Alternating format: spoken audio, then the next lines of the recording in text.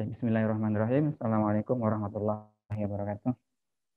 Eh, Pada kesempatan ini saya mengambil tema tentang radikalisme digital karena eh, tantangan kita pada hari ini adalah karena penyebaran ideologi itu tidak lagi melulu pertemuan offline yang kemudian kalau zaman dulu mungkin era-era saya mengenal gerakan ini adalah basisnya adalah pengajian dari satu tempat ke tempat yang lain atau sekumpulan orang, maka pada hari ini perekrutan itu atau penyebaran narasi yang mengarah kepada paham radikalisme terorisme karena radikalisme yang ke arah terorisme ya karena saya memang pernah tidak di sana. Jadi kalau nanti yang radikalisme non teroris sebenarnya ada yang lebih kompeten yaitu di Mas Agi yang sering saya ikuti tulisannya di Harokatuna itu saya sering membaca tulisan-tulisan beliau tentang refleksi ketika dulu pernah bergabung dengan gerakan radikalisme tapi non teroris. Nah, nanti kita jadi ranah digital itu sekarang menjadi tempat pertarungan atau tempat orang berkompetisi ya, saling menyebarkan paham, menyebarkan jaring-jaring jerat-jerat yang semuanya berlomba untuk mendapatkan pengikut. Tidak hanya kelompok radikal, tapi seharusnya juga, tetapi juga oleh banyak pihak yang lain. Ya, kalau sudah masuk di internet itu bisa ketemu macam-macam. Jadi orang yang menawarkan produk sampai yang menawarkan ideologi itu ada semua di internet. Nah, jadi saya mengambil tema adalah tentang bagaimana menghadapi radikalisasi di era digital atau internet. Ya. Ada 4 tema, ya, ada 4 subtema, yaitu yang pertama adalah apa itu radikalisasi di era digital, kemudian narasi dan virus yang biasa disebarkan di ranah digital, dan yang ketiga adalah seberapa dampak radikalisasi di ranah digital, dan yang keempat adalah bagaimana menangkal radikalisasi di ranah digital. Baik, selanjutnya, slide selanjutnya.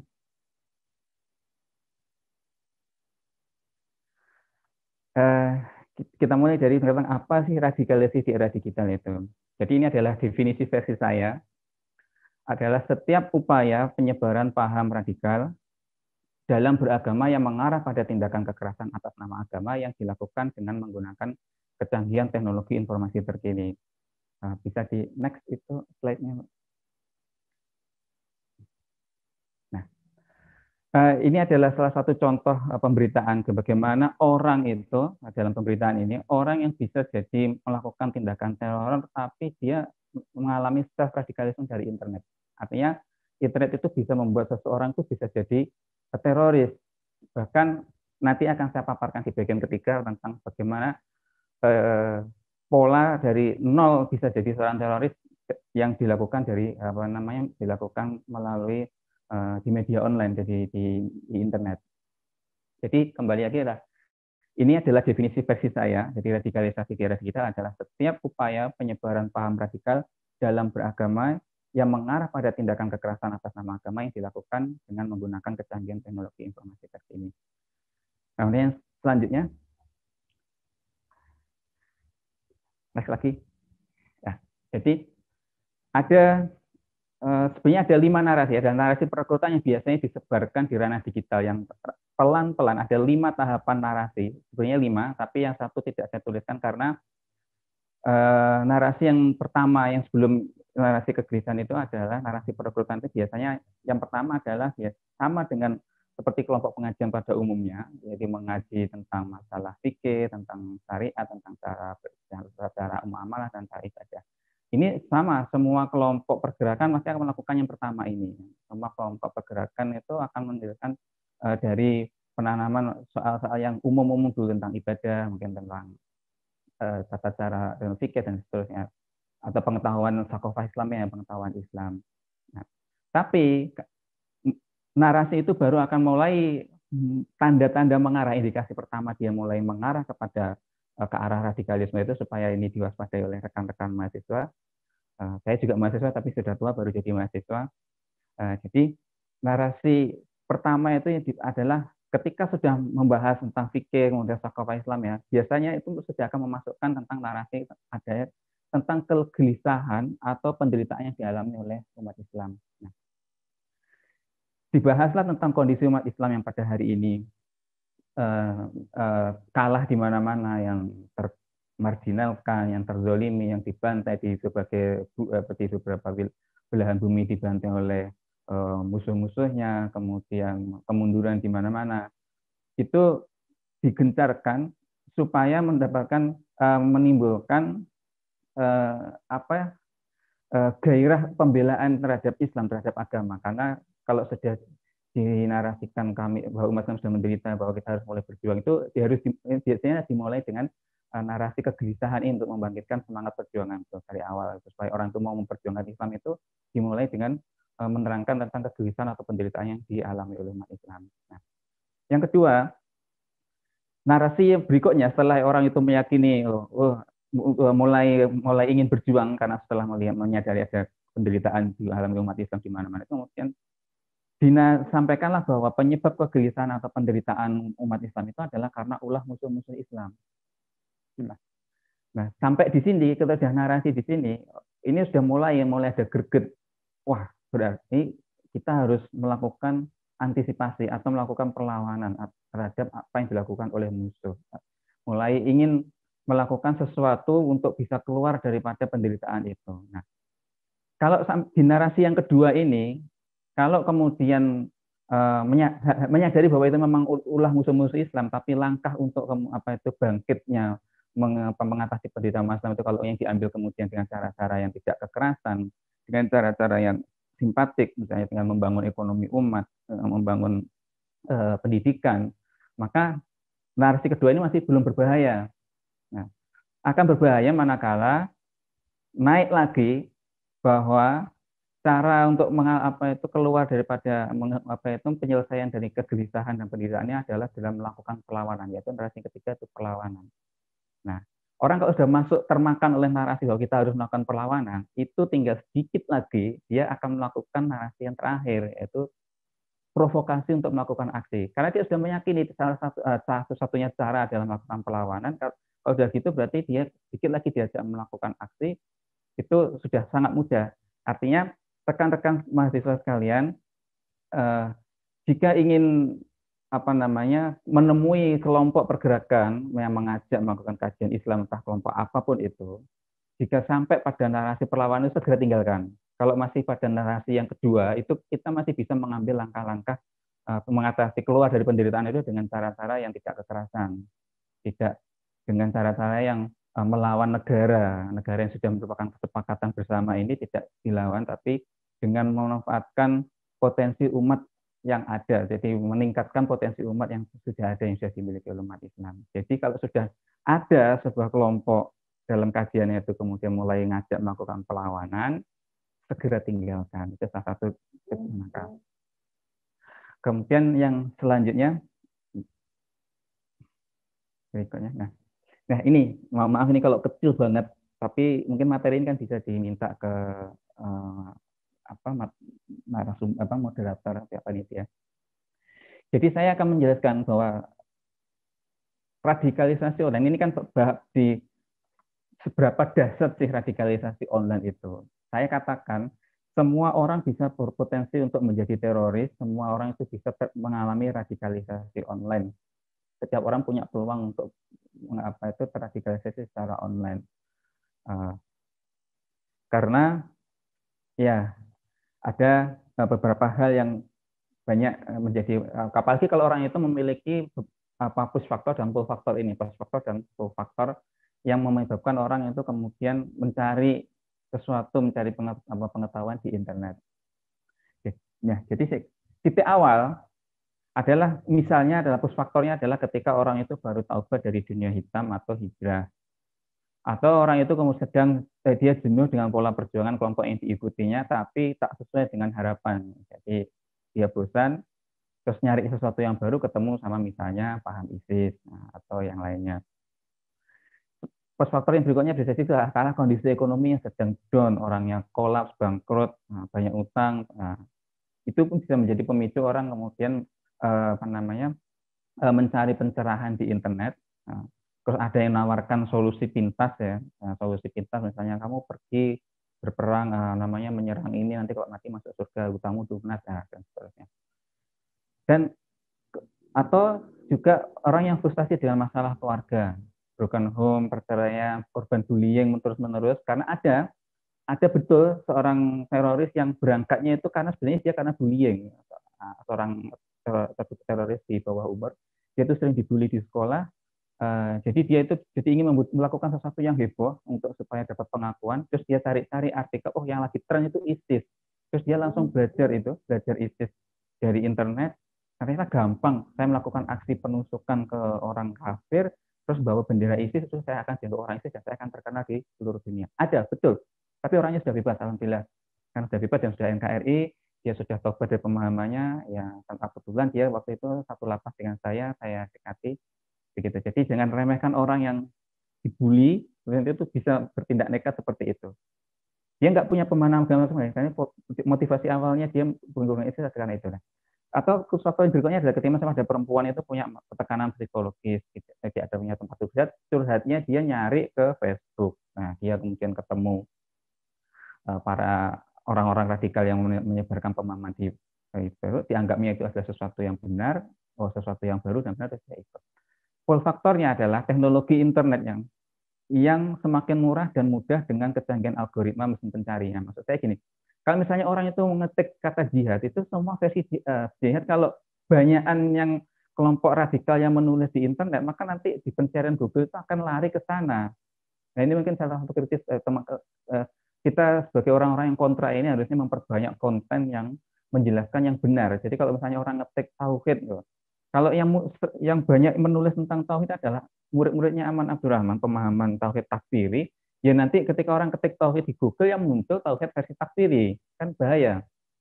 Jadi kita juga harus memperbanyak konten yang ini yang salah satu kontennya, membuat konten supaya orang ketika ketik tauhid itu nggak larinya ke sana, larinya ke tauhid yang benar. Terus adanya propaganda yang masif dalam kaitannya ini adalah kelompok ISIS yang benar-benar memanfaatkan semua platform media sosial mereka gunakan untuk mempropagandakan pemahaman mereka. Dan yang faktor adalah para pendukung ISIS yang sangat aktif di media sosial dan internet. Mereka tuh menyebarkan itu adalah pahalanya besar. Jadi ramai banget itu.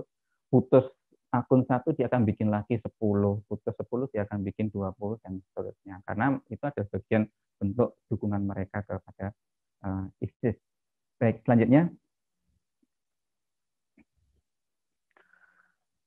Nah, jadi awal persinggungan daripada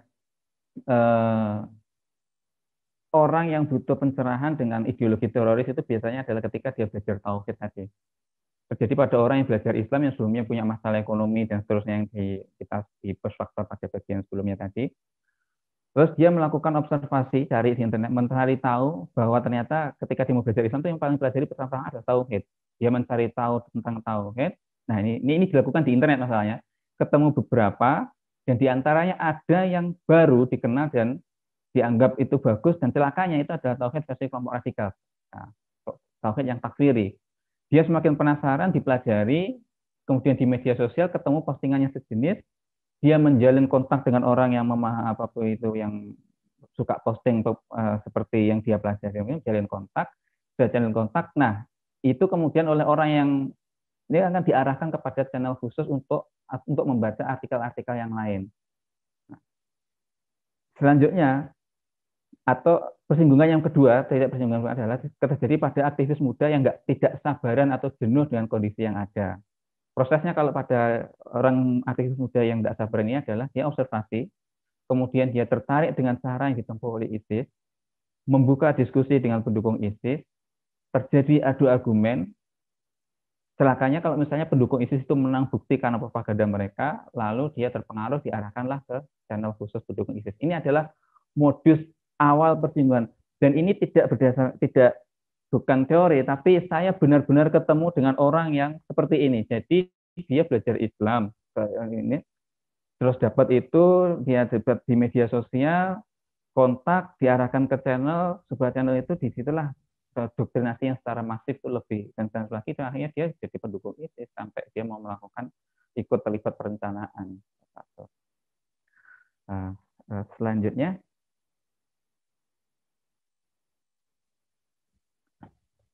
Nah, Kalau sudah tadi persinggungan tadi, karena sudah masuk ke dalam, tertarik ke dalam artikel dan masuk ke sebuah channel khusus Telegram yang secara intens membahas paham radikal itu, dia berarti sudah masuk ke dalam kelompok radikal. Modusnya adalah tadi sudah tertarik, dia kemudian diarahkan untuk membaca artikel dan masuk ke channel khusus.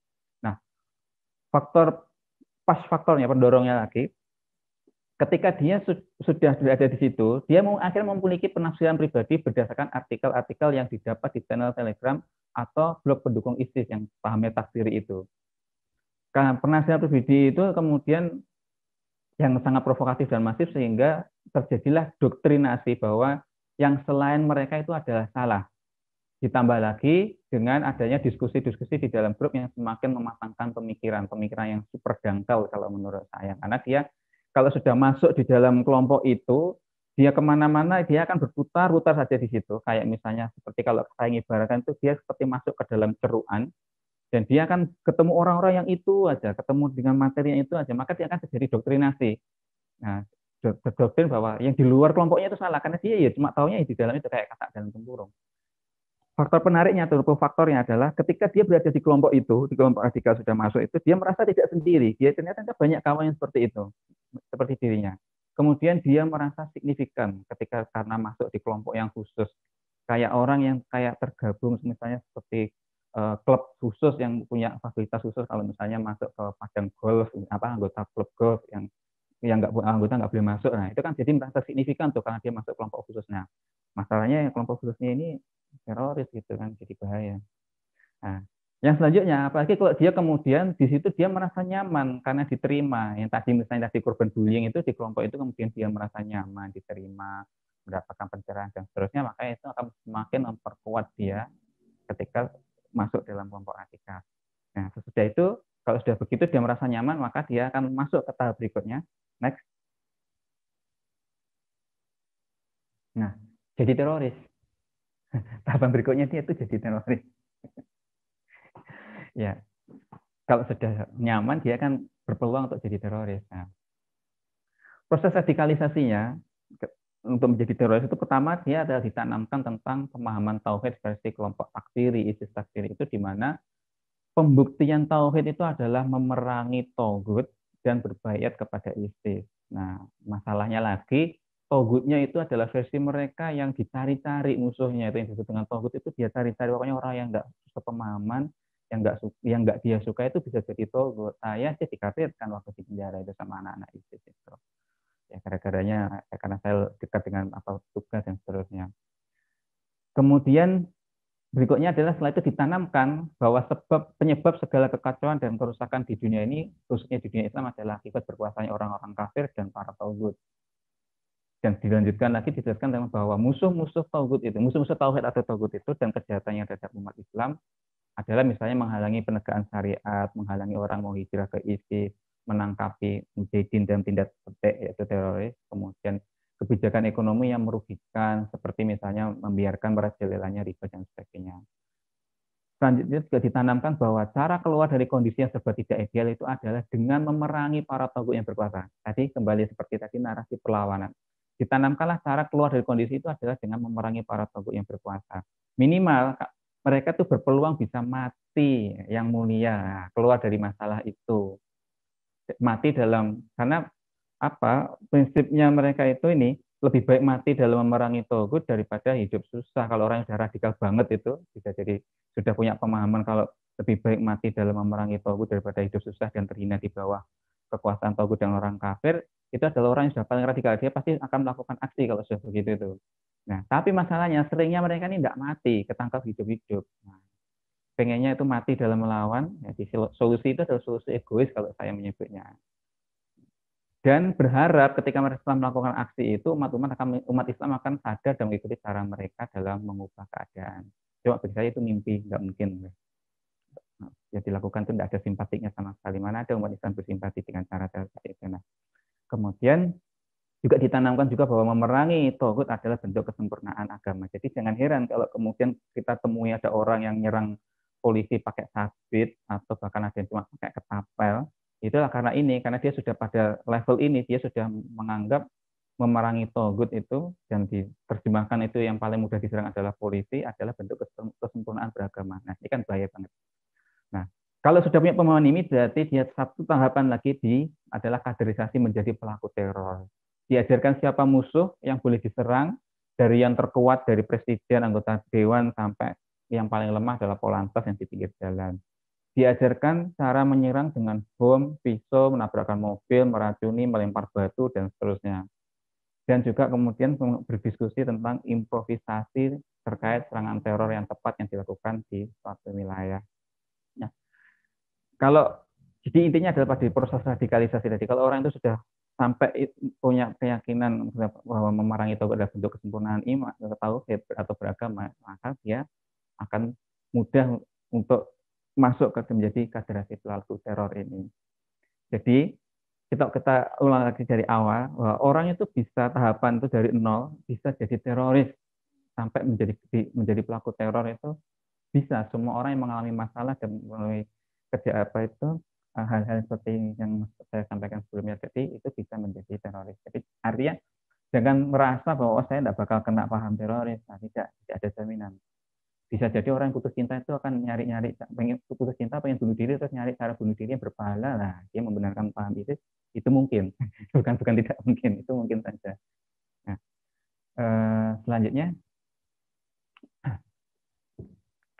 nah inilah virus yang paling berbahaya yang hari ini disebarkan oleh, inti daripada virus yang disebarkan oleh para takfiri itu, para pendukung ISIS itu adalah bahwasanya tauhid atau iman itu baru dianggap benar dan sempurna ketika dia menjadi warga daulah atau berbaik kepada ISIS dan memusuhi musuh-musuh tauhid, di mana memusuhi musuh-musuh tauhid yang tertinggi itu adalah dengan memerangi musuh-musuh tauhid. Itu adalah bukti daripada kesempurnaan iman. Nah, ini kan bukankah ini sesuatu yang sangat berbahaya? Korban dari virus ini, dari Pak Wiranto sampai rekan-rekan polisi yang ada di pinggir jalan atau di pos polisi, itu ini adalah korban daripada virus ini. Mereka jadi ingin membuktikan iman, ya bagaimana logika kita nggak masuk ini. Menyerang musuh itu sebagai pembuktian iman. Tapi ini benar seperti ini. Yang diajarkan oleh mereka itu seperti ini. Narasi yang ada di channel-channel mereka atau yang bahkan sebenarnya itu sudah berkembang dari tahun 2011 saya menemukan omongan seperti ini. Cuma bedanya waktu itu belum ada ISIS. Jadi narasinya itu adalah memerangi musuh-musuh tauhid. Jadi makanya muncul kelompok tauhid wal jihad itu adalah karena bukti tauhid yang tertinggi adalah melakukan jihad melawan melawan musuh-musuh tauhid. Nah, kenapa menjadi warga daulah itu adalah bagian kesempurnaan iman? Jadi mereka meyakini itu bahwa tauhid itu kan meyakini hanya Allah saja dan menafikan Tuhan-Tuhan yang selain Allah. Meyakini bahwa Allah saja itu berarti harus mendukung yang menegakkan syariat, dan menurut mereka yang satu-satunya menegakkan syariat Islam di dunia itu hanya ISIS, daulah Islam adalah ISIS mereka itu. Sehingga kalau benar-benar mengaku itu Allah dan sebagai Tuhan yang membuat hukum dan kita harus itu, dia harus berbaiat. Nah, dan menafikan Tuhan-Tuhan yang selain Allah itu ada diwujudkan dengan memusuhi musuh-musuh tauhid, di mana tingkatan tertingginya itu memerangi. Nah, ini jadi virus ini adalah, kalau sekarang bisa memahami tauhid wal jihad, ya ini korelasinya. Tauhid wal jihad itu di sini, jihad adalah bentuk kesempurnaan tauhid karena memerangi musuh-musuh tauhid. Dan ini kan sangat berbahaya. Orang nusuk polisi dengan senjata apa-apa, dengan pisau, bahkan ada yang menyerang dengan ketapel. Ya ini karena dia merasa ini. Bukankah ini adalah pemahaman yang sangat dangkal, entah dari mana. Dan celakanya orang yang sudah terdoktrin begini ini sulit menerima dari pendapat dari kelompok lain. Makanya mereka itu kemudian menutup diri. Kenapa mereka menutup diri? Nah, di buku internet itu saya jelaskan. Mereka itu menutup diri karena takut kehilangan pengikut. Jadi didoktrin. Kalau nanti misalnya dia seorang pengikut nih, ini kisah nih ceritanya, Pak. Ada yang sebenarnya mencoba kritis. Jadi dia membawa pemahaman Ustadz siapa itu, dibuat berdiskusi dengan seorang pemimpin Ustadz kelompok radikal. Ustadz di kelompok radikal itu tidak menyerang secara ilmiah, tidak membantah secara ilmiah, tetapi dia itu mau menyerang pribadi dari prestasi Ustadz itu. Oh, Ustadz itu begini. Ya, jadi pendapatnya nggak boleh diikuti. Nah, itu. Jadi memelihara kebodohan pengikut itu adalah ya salah satu trik daripada para ustadz-ustadz dan para perekrut apa itu ISIS yang ada di media sosial. Jadi kalau sudah masuk ke dalam lingkaran itu di doktrin yang di luarnya itu salah, nah, kalau keluar berarti nanti Islammu salah lagi, kan takut jadinya. Nah, jadi PR kita kalau tetapi kalau apa tadi saya mencatat salah satu dua kata yang ringkas dari Bapak Wakil Rektor tadi, bahwa kunci penangkal radikalisme adalah berpikir terbuka dan berpikir cerdas. Itu betul, Pak. Kalau kita terbuka menerima dari mana-mana dan yang kita cerdas dalam menganalisa, dalam belajar itu tidak hanya dari satu sumber, tapi kemudian membandingkan dengan yang lain, menganalisa dulu baru dicerna, kemudian terbuka terhadap perbedaan, maka itulah memang sebenarnya cara menangkal ajaran radikal itu. Nah, saya pribadi, nah ini kan next tema bukan yang menangkal radikalisme di ranah digital. Nah, jadi ini sebenarnya terwakili dengan dua kata, terbuka dan cerdas ini sebenarnya. Jadi benar, mencari ilmu yang benar dengan cara yang benar itu berarti dia mencari ilmu itu tidak hanya pada satu sumber, tapi membandingkan dengan banyak hal, banyak sumber, kemudian memperbanyak literasi, yaitu memperluas wawasan dan pengetahuan, sehingga kita punya banyak pertimbangan, jadi lebih cerdas, selalu berpikir kritis, ya sama dengan cerdas lagi, sebelum bertindak, dan membuka untuk berdialog dan berdiskusi dengan teman. Ini yang keempat, yang terakhir ini adalah kalau kita punya teman yang terindikasi terpapar paham radikal, maka jangan dijauhi, tapi ajaklah mereka itu berdialog dan berdiskusi, didekati. Kalau dijauhi, mereka akan semakin merasa, oh benar, saya paling benar, saya benar. Ketika dijauhi itu mereka akan malah justru semakin mendekat dengan kelompoknya.